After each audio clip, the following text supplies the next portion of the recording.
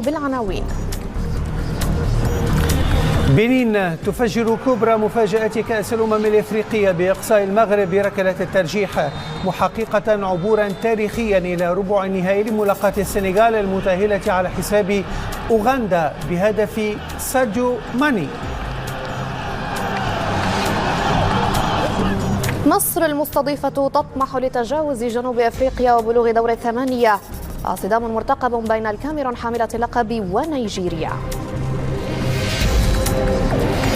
تتابعون في الحصاد أيضا نادي برشلونة يقدم لاعبه الجديد الهولندي فرانكي دي يونغ أيقونة أياكس أمستردام السابقة.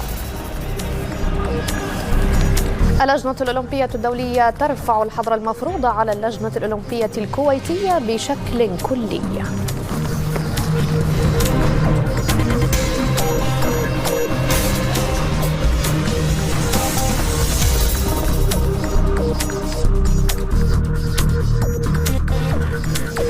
البداية مشاهدينا الكرام بملف كأس الأمم الإفريقية توتال مصر 2019، وهي البطولة التي تتابعونها حصريا على قنوات بي إن سبورتس.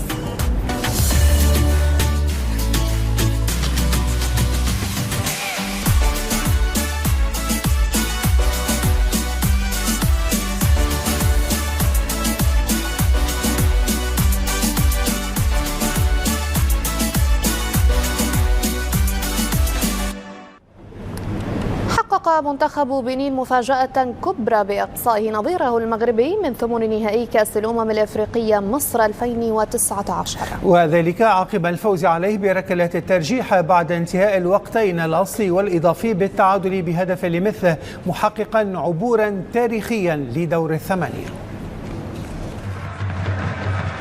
حينما تكون الأفضل تكون المكافأة على وزن ما قدمت، ومكافأة المغرب مواجهة منتخب لم يفز في أي من مبارياته 12 التي خاضها في كأس الأمم. رونار لا يأبه بأرقام لا تسمن ولا تغني من جوع في الأدوار الإقصائية، واللعب أمام بنين فيه من الخطورة ما يفوق ما تحمله المواجهة من سهولة. الحارس البنيني ساتورنين ألاكبي تحمل عبء الهجمات المغربية التي أعلنت النفير منذ الدقيقة الخامسة. الثنائي بالهند وزياش كان الأكثر نشاطا من بين 11 أسدا على أرض الملعب. براعة ألاكبي أحيانا ورعونة كريم ويونس أحيانا أخرى أجلت موضوع تسجيل الهدف المنتظر إلى حين. ما كان مرئيا هو أن المواجهة من طرف واحد، وما كان مفاجئا هدف بنيني جاء مغيرا لسلسلة أحداث اللقاء. مويس أديليهو يباغت ياسين بونو في أول تهديد رسمي بنيني للمرمى المغربي. رونار خسر في 3 مناسبات سابقة رفقة أسود الأطلس في بطولات كأس الأمم، وبالتأكيد لا يريد أن تكون الرابعة أمام بنين. إيرفي أفرج عن كل المفاتيح القادرة على العودة في النتيجة، وأمام هذا الإصرار لم يقوى الدفاع البنيني على الصمود كثيرا.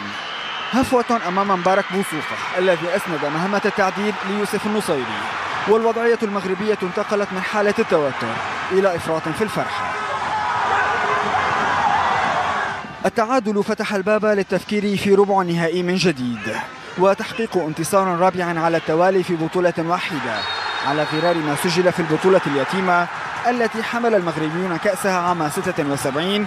كان من الممكن أن يأتي من بوابة ركلة جزاء تحصل عليه أشرف حكيمي في الوقت القاتل، لكن توجه قدم زياش لم يشابه توجه أحلام المغربيين.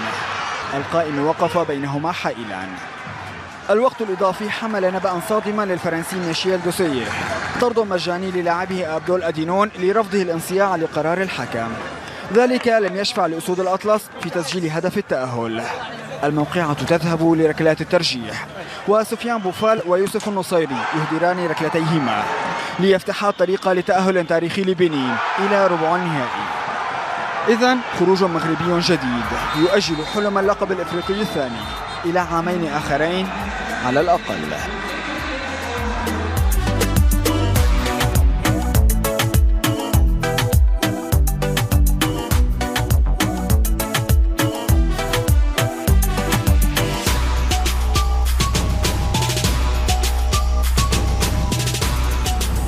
وعقب الخروج المفاجئ قال الفرنسي إيرفي رونار مدرب المنتخب المغربي إنه يتحمل مسؤولية الفشل، وذلك بالرغم من أن المنتخب المغربي كان يطمح للذهاب بعيدا في البطولة.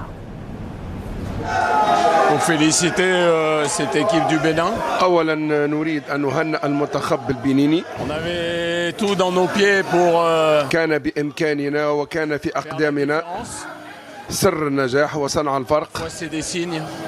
كانت هناك إشارات، الإشارات التي تلقيناها اليوم كانت منذرة بالأخبار السيئة، وفي هكذا حالات وحينما نقصى من دور خروج المغلوب يمكن القول وأن حالة فشل بالنسبة للمنتخب المغربي، لأن المنتخب المغربي كان مقرر على الفوز وعلى المدرب أن يتحمل مسؤولية الفشل.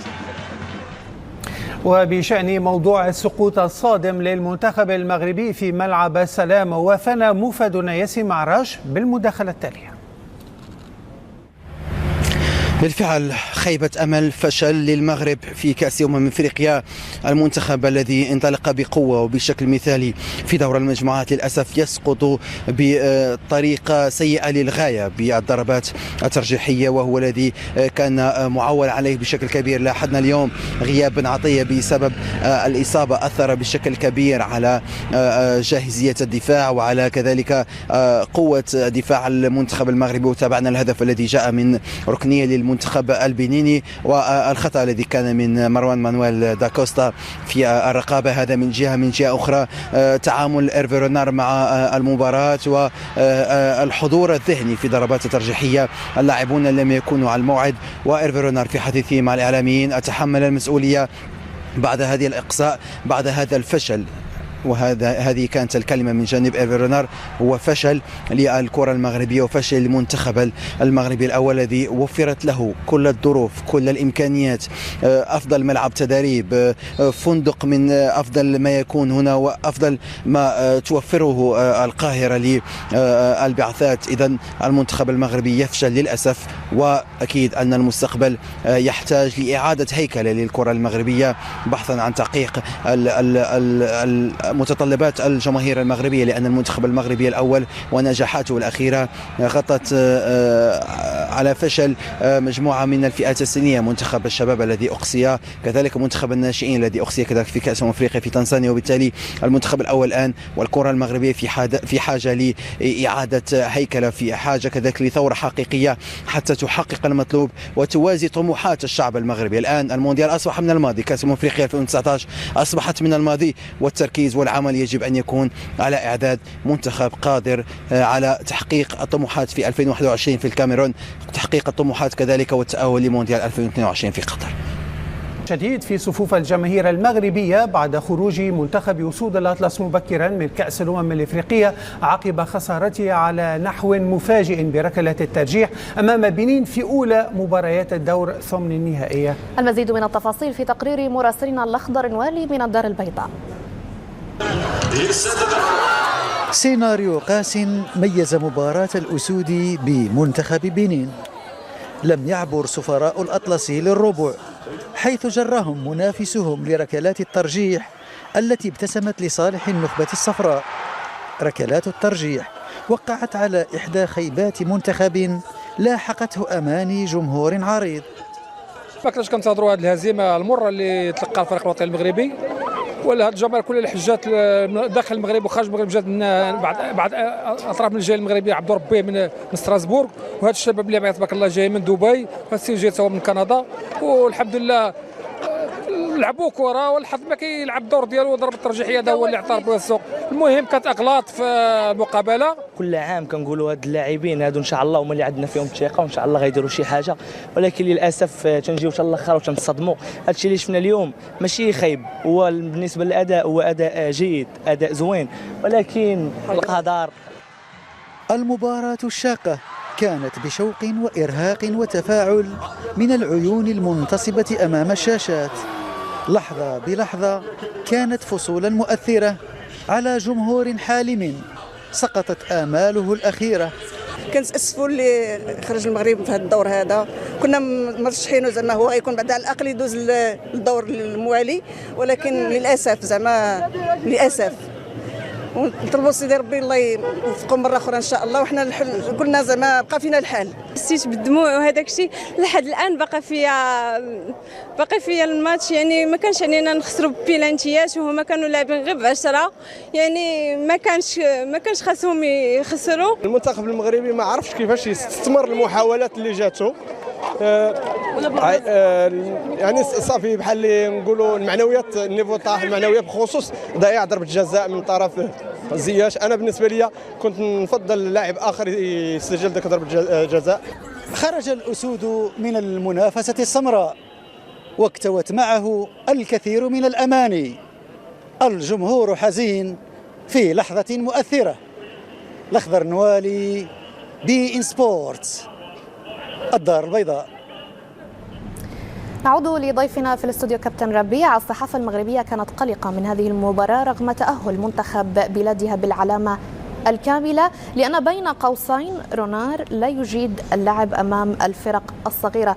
برأيك هل كانت المشكلة اليوم مشكلة مدرب فقط؟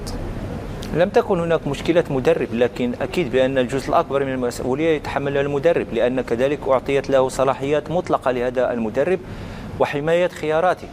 لأن على مستوى ممكن النسخة الماضية 2017 خرجنا من دور الربع بسبب خياراته، وكذلك لم نستطع أن نتأهل في كأس العالم للدور المقبل مع أن الإمكانية كانت، وخسرنا أمام إيران التي ممكن تضاءلت من خلالها فرصنا أن نتأهل للدور المقبل كذلك بسبب الخيارات.